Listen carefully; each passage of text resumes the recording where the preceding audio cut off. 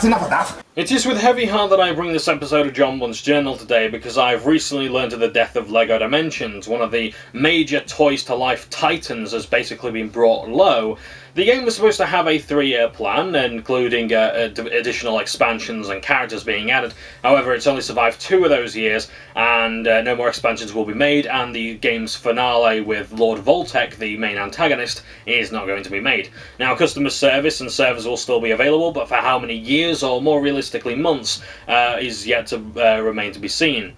So I really want to talk about my problems with Toys to Life games and what I think has personally killed them off. And towards the end of the video as well, I'll talk about if I think there is a future for them, and just show you some examples of what I think has been done well and what has done poorly in the Toys to Life industry. But as I say, these are just my opinions, so let's get on with it. I think the first problem that Toys to Life games had was the price tag. That when Skylanders Spyro's Adventure first released, it was sold for anywhere between £65 and £80, depending on which store you went to. I think I got mine from GameStation for like $69.99, because of course it's me, I would. But the starter pack always came with the game, 3 figures and the Portal of Power. And individual figures would be sold for $7.99, although some could be sold in up to about £25 if they were sold in adventure packs. Adventure packs being level packs which contain a single level, 2 items, and a character as well. So if you wanted Sunburn, Ghost Roaster, Slam Bam, or Terrafin, you had to pay for the adventure pack. Or in the case of Terrafin, pay for 20 minutes of memory games with cards. So that was fun to know. And it doesn't tell you on the box either how long these things last or anything like that. In fact, I'll get around to that very shortly. But these Skylanders didn't get much cheaper either. Like in Giants, there were the Gimmick Landers. So you had these characters that had all these new features, and there was a lot of pressure to get the latest game and the figures. So yeah, you might be able to get your Spyro's Adventure figures for less now, but you need the Giants in this game. And then Swap Force especially was really not ham-fisted in its approach with needing the figures, but it put a lot of emphasis on the sort of content that these characters could unlock. So you had to pay more for these characters with these really cool abilities and features, but they also unlocked new parts of the level as well. Then you had Trap Team as well, where Trap Masters was... I would actually say Trap Masters was quite ham-fisted in its approach, in that you sort of needed the Trap Masters to open up elemental gates, when any other character could do that before if they were of the corresponding element. And you've also got traps as well, so even more stuff that you got to buy. And then you had Superchargers with fewer characters but a higher price tag, and the vehicles there as well. But you only needed 3 vehicles to really sort of experience the full level, barring the elemental gates. And then in the Imaginators as well, they got rid of the core Skylander mechanic entirely, and I mean, you could still use your old Skylanders in Imaginators, but it had creatable characters, and they were $7.99 each. But their Gimmick Landers, the Senseis, were £15. So I'll talk about those in a short while. Now, that's just Skylanders though. Not many other games really sort of changed their price model all that much. So Disney Infinity released with the game, 3 figures and the toy pad. LEGO Dimensions had the game, 3 characters, a vehicle, and the toy pad. But like not a version of the starter pack, for example, which was like, it just contains the game and 2 figures and the toy pad to make it cheaper. Or maybe you could get the game and all the figures were on the game disc, but if you wanted to, and that was the cheapest version, but if you wanted to get extra figures, you'd have to then buy the toy pad and the figures, which would cost you a lot more in the long run. But you might just be fine with 3 figures, So I think really like the physical side was the reason why they bumped up the price, the whole logistics side of it. And that's something I can certainly appreciate, and that's why I sort of think that physical versions of games should cost more, and it's... I would like to know why digital versions cost more. But anyway, so I wouldn't have minded more options, and the price tags didn't really get much lower. Like Disney Infinity never looked at Skylanders and thought maybe our figures could be cheaper and we could compete that way. LEGO Dimensions definitely didn't. They just got they went from $9.99 minimum to 30 quid for story packs and things like that. So I'll go through a couple of examples of that as well. And not to mention one last thing as well, that we didn't really know much about these games. Like, I mean, even now I still have to watch quite a few videos to really understand and have a great idea of what these games actually consist of. Now, I will be fair and say to LEGO Dimensions that it's a LEGO game. LEGO games haven't changed a huge deal from my understanding since LEGO Star Wars on PS2. You know, like, they're not like LEGO Racers and LEGO Island anymore, where they're sort of original or unique. Now they are very sort of, not necessarily cut and paste as such, but you know what to expect from a LEGO game is what I'm trying to say. So, like, you know that you know what the combat's going to be like, what the presentation's going to be like, what the humour's like, and I tell you what, it's really good in LEGO Dimensions. It's fantastic. Everything you love about LEGO, the LEGO video games, works really well when you've got all these multiverses mishmashed together. It's so spectacular how they all interact with one another.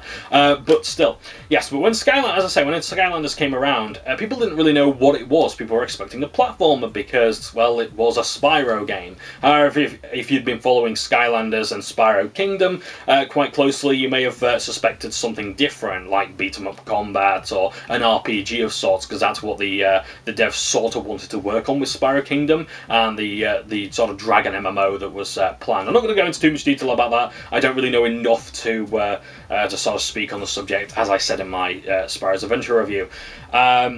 But people didn't really know what it was, and it had, unfortunately, the unenviable task of having to cater to both the older Spyro fans, who could be anywhere between, I don't know, 15 and 40, as I was. I was 15 when I first got into Skylanders, or at least when it came out, and then it also had to appeal to children as well. But I might get around to that at a later point. I need to move on to my next point now as to why I had trouble getting toys to life and why I think other people did as well.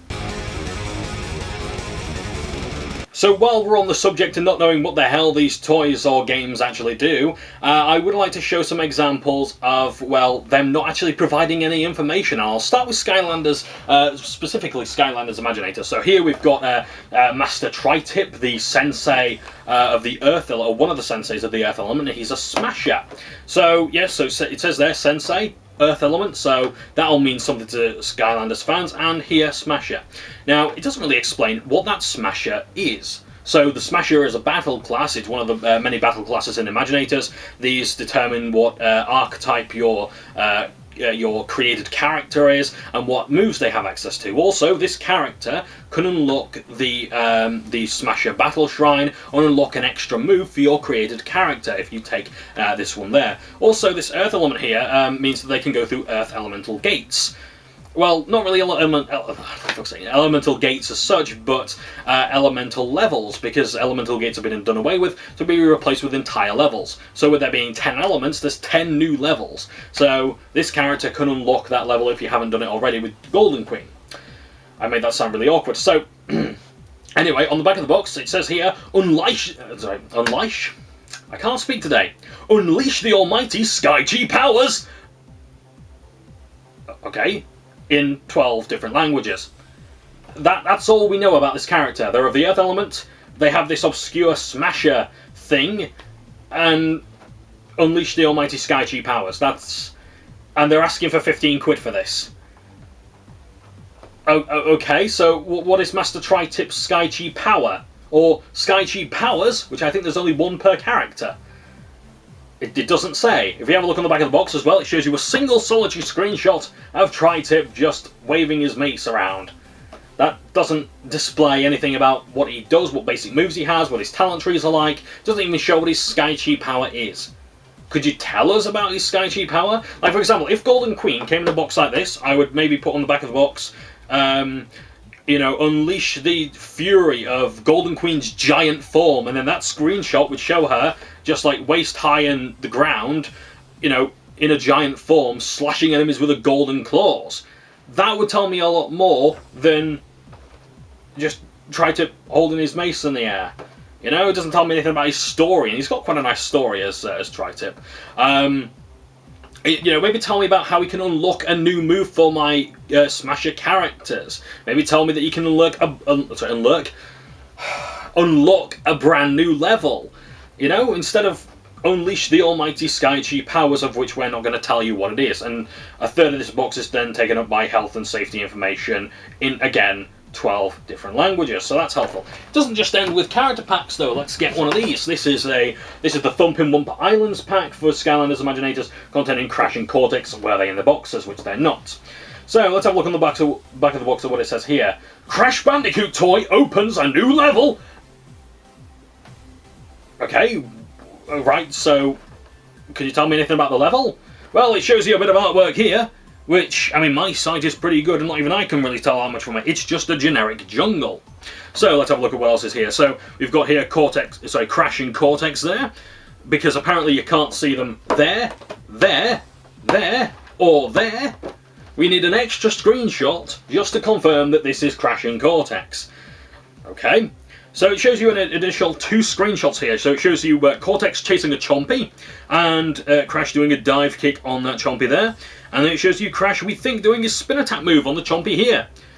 Like, okay, but, you know, these characters have better moves than that. Like, for example, for starters, Cortex has quite a few abilities in that he can use his ray gun to zap enemies, he can use his hoverboard to charge into enemies and slow them down, and generally increase his movement speed. He can throw mines all over the place, and he can use an Uka Uka mask to fear enemies, to make them run away in fear. That's pretty cool. In fact, to be honest, I prefer Cortex out of these two. But then it just shows Crash here doing his spin attack move, which doesn't really actually seem to be doing anything to the enemies whatsoever. They just seem to be sort of leaning back in awe, and their eyes are going all over the place. Maybe, instead of that, show him throwing his TNT crates around, and then as he does his tornado spin, he sucks them back in, and then launches them at enemies. That is one of his moves, and it's awesome. If you want a light show, Crash Bandicoot's the way to go. Maybe tell me about his life mechanic. That, yeah, okay, he's squishy, but he has extra lives. Or I think he can become invincible with Aku Aku. I think that might even be his Sky Chi power, I'm not really sure. Doesn't even mention the Sky Chi powers here, it just says Crash Bandicoot toy opens a new level. You know, let's neglect to mention the fact that this is a brawler, so they can unlock the Brawler Battle Shrine. They're of the life element, so they can unlock the life level. Cortex is of the tech element, so we can open up the tech element if you haven't got a character of the tech element already. And again, he's a sorcerer, so that's another character. And not to mention that these things as well, I keep saying not to mention, I do apologise. These characters can also increase your Imaginator's level cap. And I think they even increase the XP that characters of the corresponding class get. So if you've got a brawler, for every brawler you add onto the Portal of Power, or at least you register in the game, that increases their XP gain, I do believe. I think it's either by 5 or 10%, I'm not sure. That's based on my memory, I haven't played this in a couple of months. But yeah, maybe sell me that, you know, not just that he gets one new level, that again is only meant to be done in 20 minutes, but I tried to make as long as last as it can, because, well, it's Crash Bandicoot, of course I would. You know, maybe tell me that you actually get 3 levels here, if you haven't got those elements already. Or you can unlock those battle shrines. At the very least, do something better with these screenshots, because, I mean, come on, someone was paid to do that. They hadn't even tried, so... yeah, it would be nice to know things like that. I know it's just a minor gripe, but when it's asking for like £25 to £30, that's a lot to pay. Like, a Lost Imaginite Mines was really scarce in the US, and people were having to pay a lot to import it, and that's a lot of money to pay for something you really don't know about. And I'll move on, and I might talk about sort of like watching YouTube videos later on and things like that, but yeah, I just think, you know, it would help to have this on the box. I like to be able to walk into a store and buy a thing, you know, rather than just having to do a ton of research on it. Of course, I always recommend that, but still. So I'm going to show you something else as well, because it's not limited to Skylanders. So this is the Doctor Who level pack, and it has an all-new game level in it. And it says here, an adventure in space and time. Well, that's not necessarily true, because the level is called the Dalek Extermination of Earth, not an adventure in space and time. Unless I know maybe that's what they're trying to do to sell you it, but it doesn't really do that. So it shows you here London and this Dalek city here, and then on the back as well it shows you a little bit of Victorian London. And this is their pitch to you for 25 quid. So anyway, I'll carry on. So this contains the Doctor, the character, contains the TARDIS vehicle, and K9, the vehicle, and also like offensive gadget as well. So let's have a look at what they've got to say on the box. On the back of the box, rather. Oh, and it's actually quite lackluster. So here it shows the TARDIS, it shows then the laser pulse TARDIS and the energy burst TARDIS. Doesn't say that you need to upgrade this one 10 times before you can unlock this one, and I would presume the same for this one to get this one. And the same K9. K9, Rough Rover, and Laser Cutter. You've got to upgrade them 10 times before you can get that one, and then that one. And also, it doesn't tell you as well that the only way you can build these is if you're following the instructions in-game at a certain point in the level's story. You know, because there's nothing better than breaking the pace of the adventure, is there? Now, it also shows in these two things here as well that the Doctor is riding K9. Well, he can do that here as well. Not to mention the K9 here. Add that to the not to mention tally. As well as, like, so yeah, my point is, K9 can be ridden here, which they're not showing, and he also has explosive laser bolts firing from his eyes. They could really do with explaining that. What does the Rough Rover K9 do? Well, it appears to go maybe faster, we think. This isn't based on gameplay, it's not showing me anything important. And Laser Cutter K9, so I'm assuming that's more of a sustained attack? I don't know. I haven't got that far in the level yet. It would be really nice to know that. Would you like to tell me a bit more about the premise of the story? Because it's really, really funny. And Davros's appearance as well. Like, Doctor Who and Lego work so well together. Not just because it's Lego toys, but the Lego humour works so well. So, I could talk about that a bit more. Talk about the level. I mean, even if you want to talk about the Doctor Who sandbox mode, because when the Doctor dies in his sandbox level, he regenerates. And not only that, but the world changes, and the interior of the TARDIS, because you can travel in time with the TARDIS, the TARDIS changes to suit that Doctor. And, if you're playing as William Hartnell and Patrick Troughton's Doctors, the first and second Doctors, the world turns black and white. That's cool, you know, it's really cool, but they don't mention any of that. And honestly, I would pay, I will be fair and say, I would pay for individual Doctor Who figures. I would love a John Pertwee, or Tom Baker, or Sylvester McCoy figure, but I may even pay 25 quid for them each. But yeah, I need a bit more information than just this. And there is a lot more to the level than just this, or a lot more to the game than just what they're showing here. But they're asking for 25 quid for this, and I don't know enough about it to justify the purchase. Not to mention the packaging's pretty tacky as well. The cardboard is quite flimsy. Yeah, not overly pleased with that. But no, I'll show you something else of Doctor Who in LEGO Dimensions. Just get down there, you prick. So this is the LEGO Dimensions fun pack for the Cyberman and Dalek. I have to say, I think this is really cool. So this was $9.99. The level pack was $24.99. And first of all, they are missing some kind of speech bubble for the Cyberman, because he has some really good lines, like he says, "You are the alien known as the Doctor, you are the enemy of the Cybermen, you must be destroyed." Things like that. Those two get on wonderfully in this game. So it shows you on the back here that it's a 3-in-1, so the Dalek can become, well, the Dalek, then the Fire and Ride Dalek, which you can fire and ride all of them, and then it says the Silver Shooter Dalek. Something I've noticed about this as well is it shows here that the gun is the projectile, not a bullet coming from the gun, but the gun itself. And, well, it's showing you here two guns, but here it shows you a gun and a plunger. So these two images are inconsistent. Are they telling me that there's not enough spare parts to build two guns? Again, someone was paid to make this packaging and print this ink onto here. God almighty. So, yeah, it doesn't say here that you can ride the Dalek or anything like that.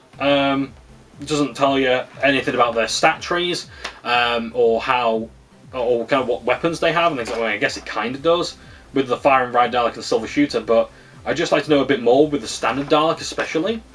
Or just tell me that it's a vehicle for a start. Well, I guess it kind of does in the Fire and Ride Dalek and Silver Shooter Dalek. I'll shut up now, but the point I'm trying to make is that Disney Infinity did this really well. Like on the back of their boxes, I was looking on Amazon because I want to get some figures, and I thought, well, I'm not really interested in Frozen. I'll just see what they do. And I had a look on the back of the Frozen playset, and on there it says that Anna has a grappling hook. And I'm like, sorry, say that again. Anna has a grappling hook, and it shows you a screenshot of her using the grappling hook. I'm like, oh my god! It's revolutionary! You know, this game is displaying the information. Alright, what does Elsa do? Elsa freezes enemies with her ice bolts. What? That sounds amazing! And I actually wanted to get that. And I didn't mind paying I don't mind paying $12.99 for that. Or Aladdin. It tells you on the back of the Aladdin box that Aladdin can you know, use swift saber attacks and kick sand into enemies' faces, for example. And I'm thinking, that sounds awesome. What does Jasmine do? She uses a magic carpet to evade enemies and things like that. That made me a lot more confident about buying those than Skylanders Imaginators does. Like, I mean, these Imaginators were like $7.99 at Smith's. And I thought, well, I could get those, but I don't know what their playstyle is. And there's in-game previews, but they don't really tell you much, especially in Trap Team, where it's just a collage of videos, and they try to show so much in so little time that they end up achieving nothing. The next thing I want to talk about is Nintendo's Amiibo. Now, I know this video is sort of concentrating on my problems with Toys to Life, but sort of just want to give my general thoughts on Amiibo really quickly, and sort of talk about the information side of those things. I generally don't think that Amiibo are competition as such. On the contrary, I think that Activision, when they saw Amiibo and shit the bed, they were basically making up boogeymen and excuses to try and make even more toys and put even more gimmicky crap into their games, as they tend to do when anything that vaguely looks like anything they're making comes along their way. I actually think Amiibo are quite beneficial. I think they're a nice alternative to Skylanders, Disney Infinity, and LEGO Dimensions.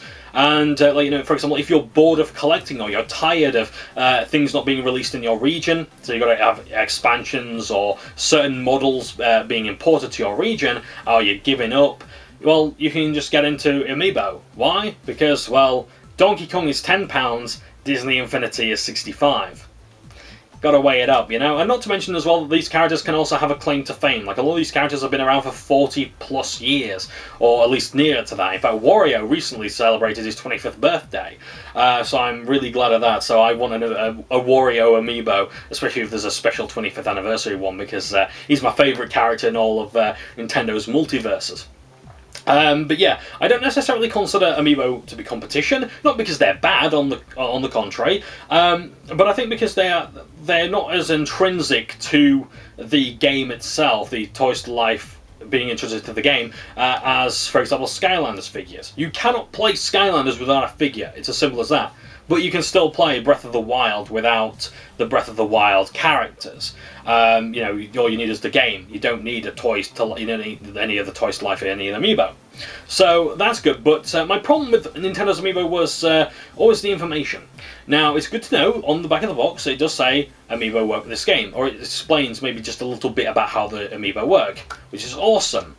However, I would like to know a bit more about what each individual Amiibo does, and even if it has to be inside the game itself, I would like to know. So, Mario Odyssey recently did this, so in that game you can sort of see at some point a message that pops up and say, you know, if you use the Mario Odyssey Amiibo, you know, Odyssey Mario and his wedding outfit can find coins, for example, or Bowser has invulnerability, and Peach can give you a life up heart and things like that.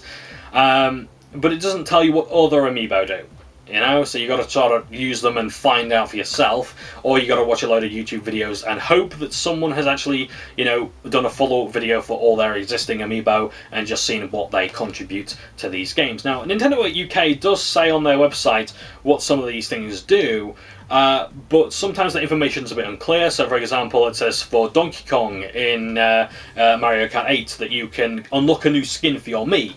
Great. How much does he look like Donkey Kong, though? Oh, it's just vaguely themed around him, you know? Or get items in Hyrule Warriors. What items am I getting?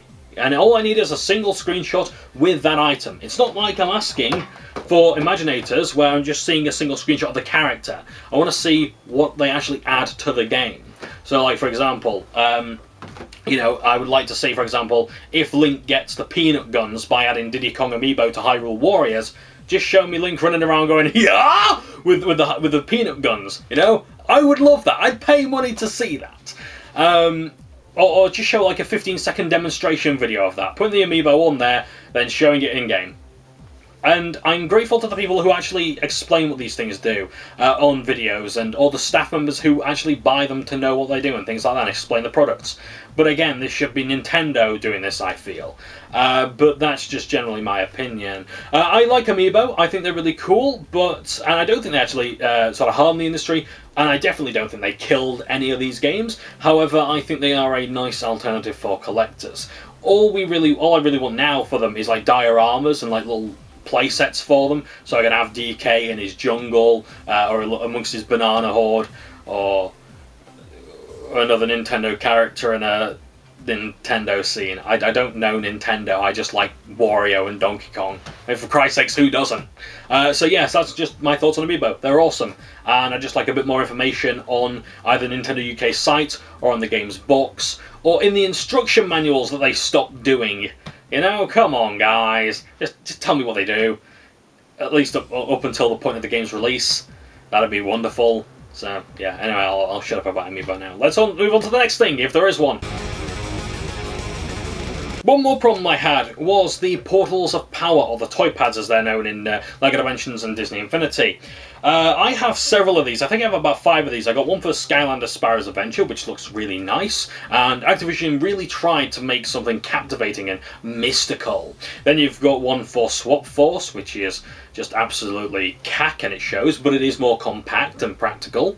Then you've got one for Trap Team as well, which has a speaker, trying to go for the same thing that the original one did, but fails miserably. And then you've got one for Superchargers, which is just cack in every way. And then you've got one for LEGO Dimensions as well, which took me 4 hours to put together, all while the game's running in the background, because again, as I said with the Doctor Who level, who doesn't like the pace of their game being broken?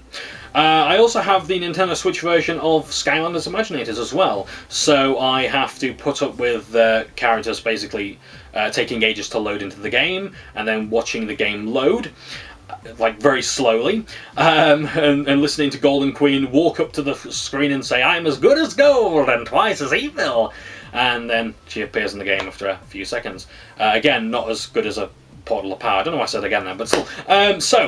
What good are these Portals of Power? To be honest, they have very little appeal when they're just used for putting the characters in the game. They're kind of nice, but I'd like them to do more. And LEGO Dimensions solved this problem a bit for me. So, in LEGO Dimensions, there will be boss fights where your characters are completely unusable, and they are chained down, or they're debuffed, or sleeped, or something like that. You know, that they've fallen asleep, or they're cursed, seduced, whatever. So you got to move the figures, from the pad to somewhere else on the toy pad. And then the curse is broken, then you move them back, or you can put them in certain areas to find treasure, hidden loot, secrets in the level, buff them in certain ways, or just recognise the toys in different ways and unleash all their full potential. So that's really cool, I like that.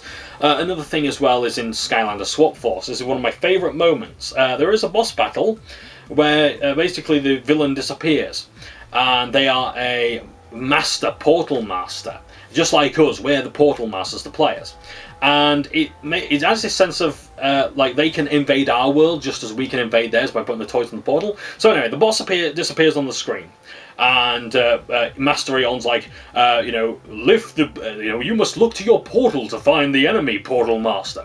So you lift up your Skylander, then the villain appears on a TV screen and says, "What? How did you find me here?" The fight resumes, you put the figure back on the portal, and then you're fighting again. And this happens a couple of times in the fight.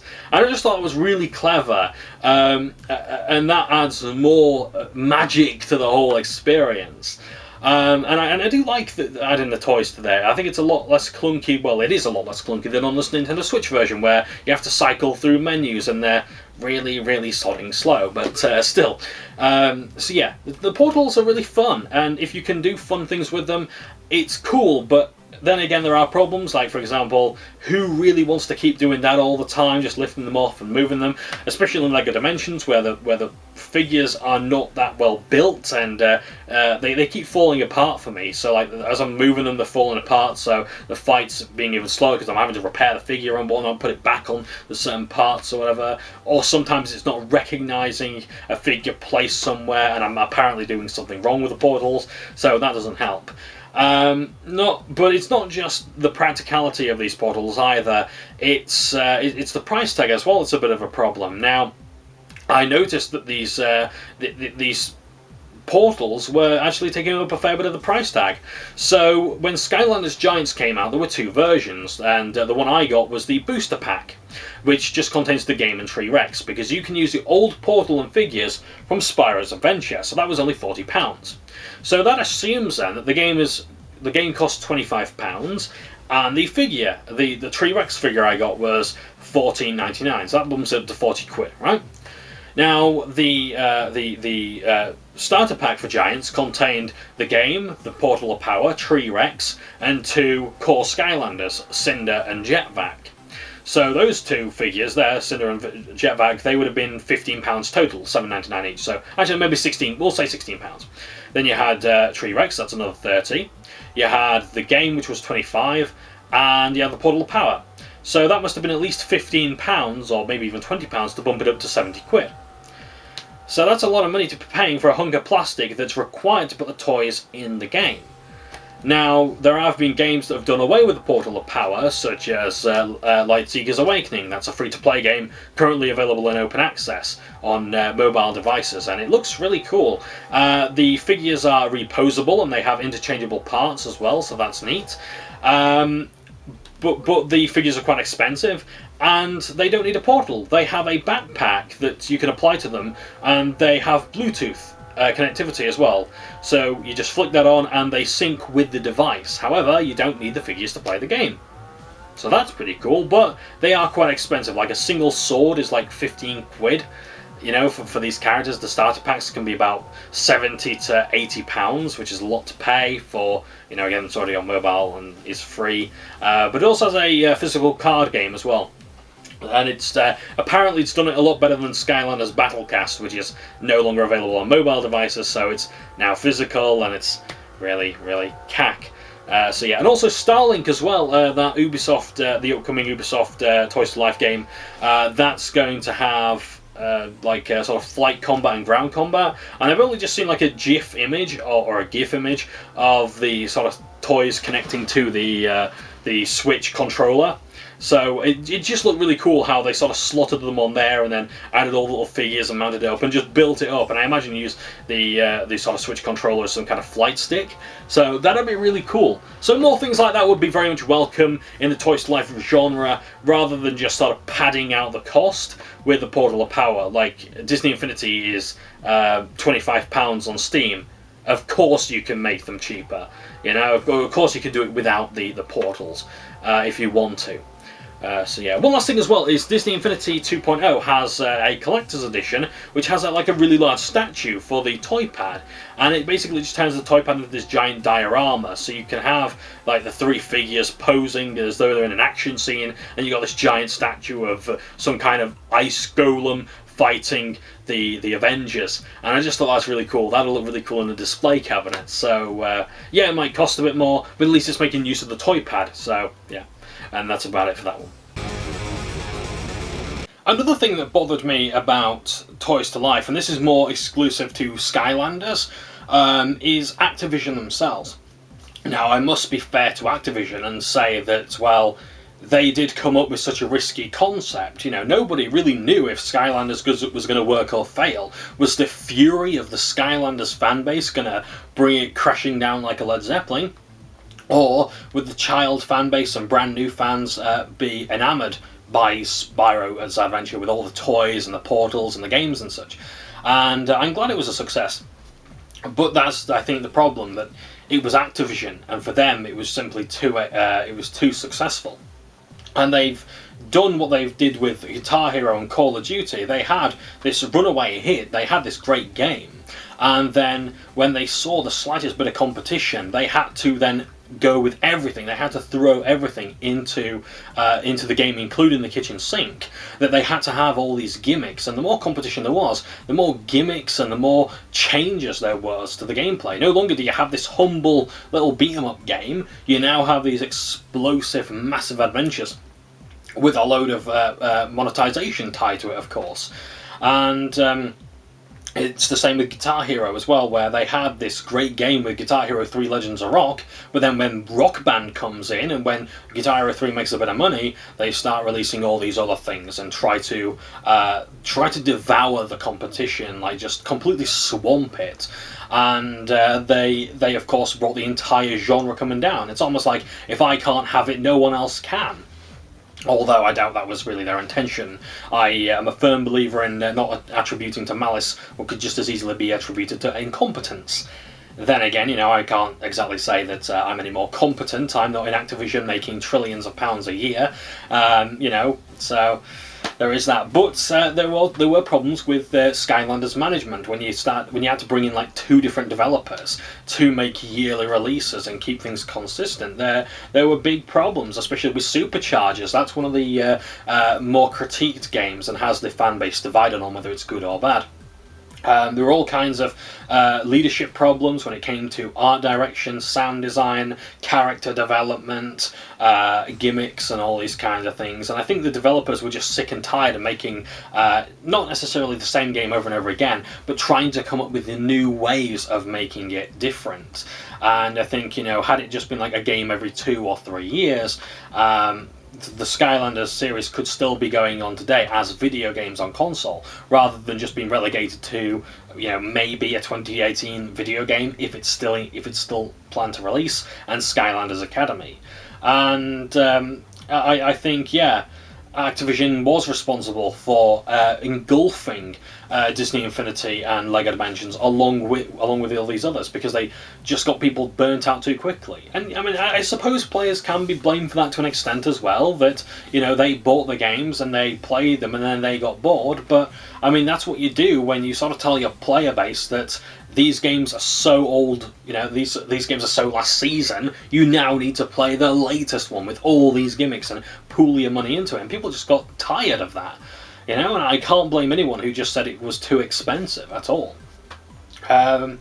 But yeah, and I think as well, the thing is that Activision wanted to make Modern Warfare 2 money. They wanted to make Legends of Rock money. They wanted to make Spyro's Adventure money with all these different games. They're still profitable, but they're just not getting that same critical acclaim. They're not getting that same buzz that they used to. And if they're not, Activision doesn't deem it worthy of being made. At least continued any further.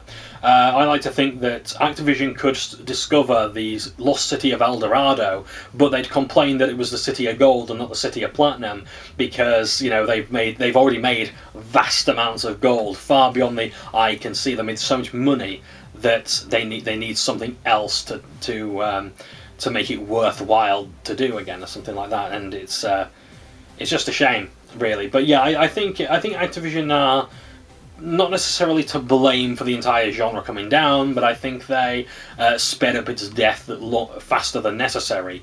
And now, basically, games like Lightseeker's Awakening probably aren't going to do all that, aren't going to last on the market very long. And Starlink, the upcoming Ubisoft game, I already mentioned that before, sorry, I would hope that at the very least breaks even and has quite a lot of buzz behind it, but we'll have to see. So yeah, I've not much I can say on Activision, to be honest. I just think I think they just rushed ahead, and I think they did do a lot of damage to the genre, but what do I know?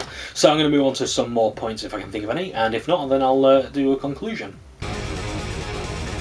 So I'm going to conclude this video now because I've rambled for far too long, and I just want to ask you guys, what do you guys see for the future of Toys to Life? My opinion is thus: I really don't see a future for Toys to Life games, at least not for another 5 or 6 years. I would imagine. I would honestly wait for, if Toys to Life are to come back, I would wait for Lightseeker's Awakening to basically just shut down its servers, and Starlink to really sort of just be out of the public eye. If of course it even finishes development, which I can't be sure of yet. I would certainly hope it does, and I would like Lightseeker's Awakening to be really popular, especially coming to consoles and PC. But I'm not sure that it will. The future of Toys to Life is looking pretty bleak. But yeah, I would have that sort of cooling off period where there's no Toys to Life games whatsoever for a few years, and then you have this resurgence. The main improvements I would suggest to Toys to Life games is, number one, change your price model, have a lot more accessibility, give people options, not just the option of paying $7.99 for a figure or $24.99 for a figure. Oh, and the level is a bonus. I'm talking about maybe having the digital things optional. But then again, is that an incentive? Will that help the Toys to Life genre? But yeah, allow people to maybe buy the game and then have like a character in the game already, and then extra DLC and whatnot is tied behind the figures. Make the figures look like action figures. Like Lightseekers is the only game so far that doesn't really have characters on bases, and you can sort of actually use them like action figures and toys. So I wouldn't mind something like that rather than little statuettes. Second thing as well is information. Please tell me as much about your game as possible. And like with Starlink, I would honestly say on the box, do not just say it's a space sim with toys. Don't tell me that. Tell me how much content there is. Is it open world? Is it an RPG? Is there progression? Tell me what each toy can add to the game. If you've got it on the box, if you've got individual figures and ships and whatnot, maybe tell me the stats, because they have these trading cards in Skylanders that tell you the stats of the characters and things like that. But it's in the box and you can't see it. So it'd be really good to have that information on the back of the box so people know what they're getting and can make a wise purchase without having to check a load of internet pages and videos and wikis and whatnot. But kudos to those who do. What else could I suggest? Maybe less beat-em-up combat. I don't necessarily mind Skylanders being beat-em-up combat, but when it's 3 games of it, you know, you've got Lego, Disney, and Skylanders, and you've got Lightseekers as an RPG, it's easy to see why people will get burnt out. But I would not want to pay 65 quid for Skylanders with a Disney skin. You know, so, you know, even if it's just like what do you call those side-scroller fighting games where it's just like sort of 2D, got 2 players duking out, I don't know what you call it, like Smash or Marvel versus Capcom or Street Fighter. You know, I don't know what. Is it just a fighting game? Have more fighting games. I think Toys to Life would really work with fighting games as well. You could have like the sort of tag team whole thing, wrestling and things like that. That'd work. Or racing games. You know, you could have little. Then again, you know, can you really swap out a toy in the middle of a race, even if it's in a pit stop? Kind of breaks the pace of the game. So yeah, games where it's going to work flawlessly, where it's going to work with a nice flow flawlessly. So yeah, even dungeon crawlers. Do more dungeon crawlers, not just beat 'em up combat. Dungeon crawlers. This is something that's been mentioned on the Dark Spyro forums quite a bit. I think we're also talking about different kinds of Skylanders games, and yeah, dungeon crawlers. I'd love to see a Diablo style one. Even if it's got a bit of platforming, that'd be awesome. But yeah, I think beat 'em up combat's good because you get to show each of the characters different fighting styles and whatnot, which Lego Dimensions doesn't really take advantage of. Instead, it's about how characters interact with the world differently, in not overly exciting ways based on my limited experience with the game so far. And Disney Infinity as well, I think is the case there, but I'll have to see when I play the games. So yeah, so that's what I would do. I think that's really about it. Just change the price model, give people a bit more information, and if you can, provide another genre where the Toys to Life are actually going to revolutionise the game, rather than just the genre but with toys, as I've said before. And I think that's just about everything.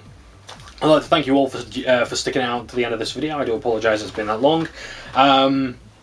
But yeah, I'm a massive fan of Toys to Life. I'm very passionate about them, and I can safely say that I recommend them now while they're on the cheap.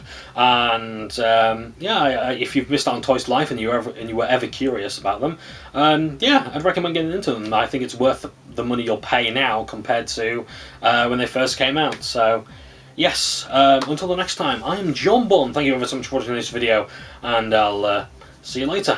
Ta-ra a bit.